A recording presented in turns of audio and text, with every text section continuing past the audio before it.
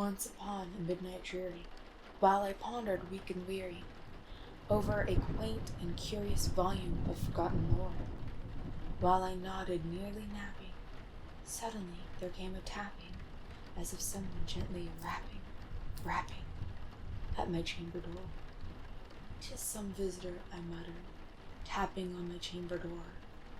Only this, and nothing more. Distinctly I remember it was in a bleak December, and each separate dying ember wrecked its ghost upon the floor. Eagerly I wished for the morrow. Vainly I had sought to borrow from my books surcease of sorrow for the lost Lenore, for the rare and radiant maiden whom the angels named Lenore, nameless here forevermore. And the silken, sad and certain, wrestling for each purple curtain, thrilled me, filled me with fantastic terrors never felt before, so that now, still the beating of my heart, I stood repeating, "'Tis some visitor, entreating in trance at my chamber door. Some late visitor, entreating in trance at my chamber door. This it is, and nothing more."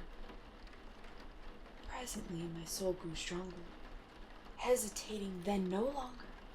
"Sir," I said, "or madam, truly your forgiveness I implore. But the fact is I was napping, and so gently you came rapping, and so faintly you came tapping at my chamber door, that I scarce was sure I heard you. Here I opened the wide door.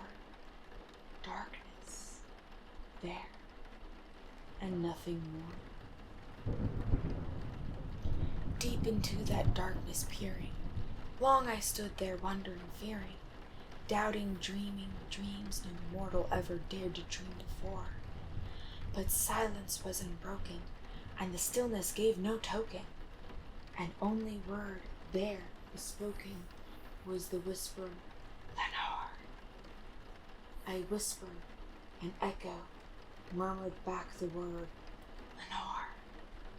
Merely this, and nothing more.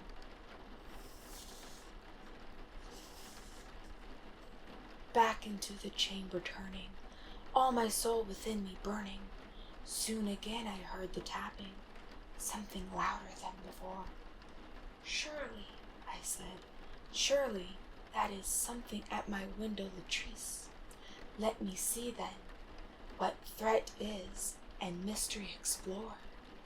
Let my heart be still a moment, and this mystery explore. 'Tis the wind, and nothing more." Open here I flung the shutter, when, with many flirt and flutter, in there stepped a stately raven of saintly days of yore. Not the least obscene made he, not a minute stopped or stayed he, but with thy mind, lord or lady, perched above my chamber door, perched upon a bust of Pallas, just above my chamber door, perched and sat, and nothing more. Then this ebony word beguiled my sad fancy into smiling, by the grave and stern decorum of countenance it wore. "Though thy crest be shorn and raven, thou," he said, "art sure no craven, ghastly, grim, and ancient raven, wandering from the nightly shore. Tell me what thy lordly name is on the night Plutonian shore." Quoth the raven, "Nevermore."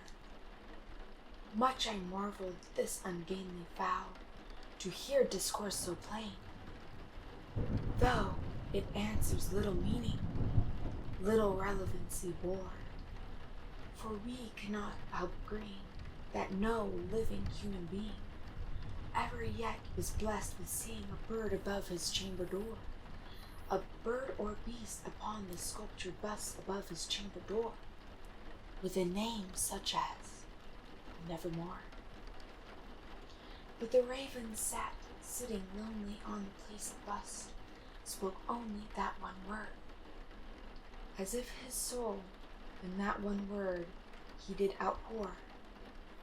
Nothing further than he uttered, not a feather than he fluttered, till I scarcely more than muttered, other friends have flown before.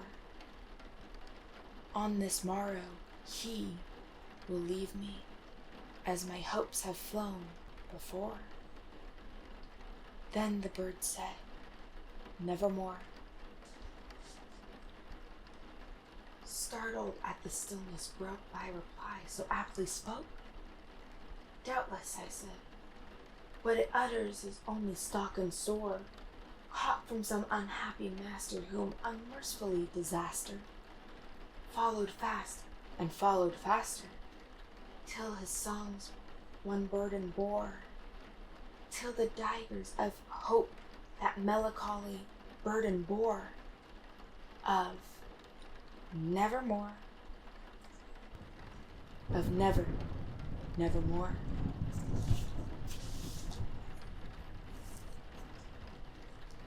But the raven still beguiled all my sad soul into smiling. Straight I wheeled a cushioned seat in front of the bird, and bust and door. Then upon the velvet sinking, I betook myself to linking fancy unto fancy, thinking what this ominous bird of yore, what this grim, ungainly, ghastly, gaunt, and ominous bird of yore meant in croaking nevermore. This I sat engaged in guessing, but no syllable expressing to the fowl whose fiery eyes now burned in my bosom's core. This and more I sat divining, with my head at ease reclining on the cushioned velvet lining that lamplight gloated o'er. But whosever velvet lining with lamplight gloating o'er, she shall press nevermore. Then methought the air grew denser, perfumed from an unseen censer, swung by serpent whose footfall tinkled on the tufted floor. Wretch, I cried, thy God hath lent thee, by these angels hath he sent thee, respite, respite, the nepithe, from thy memories of Lenore. Quaff, oh quaff, this kind of nephi, of forgot of this lost Lenore. Quoth the raven, nevermore. Prophet, said I, thing of evil, prophet still if bird or devil, whether tempter sent or whether tempest tossed thee here ashore, desolate yet undaunted, on this desert land enchanted, on this home by Homer haunted, tell me, truly I implore, is there balm and guided? Tell me, I implore. Quoth the raven, nevermore. Prophet, said I, thing of evil, prophet still if bird or devil, by that heaven that bends above us, by God we both adore, tell this soul with sorrow laden, within the distant Aden, it shall clasp a saint maiden, whom angels name Lenore. Clasp a rare and radiant maiden, whom angels named Lenore. Quoth the raven, nevermore. Be that word our sign of parting, bird or fiend, I shriek up the stairs. Get thee back to the tempest and night Pluton's shore. Leave no blank perfume as token that lie thy soul hath spoken. Leave thy loneliness unbroken. Quit thy bust above the door. Take thy beak from thy heart, and take thy form from thy door. Quoth the raven, nevermore. And the raven, never fitting, still is sitting, on that pallid best of pales, just above my chamber door,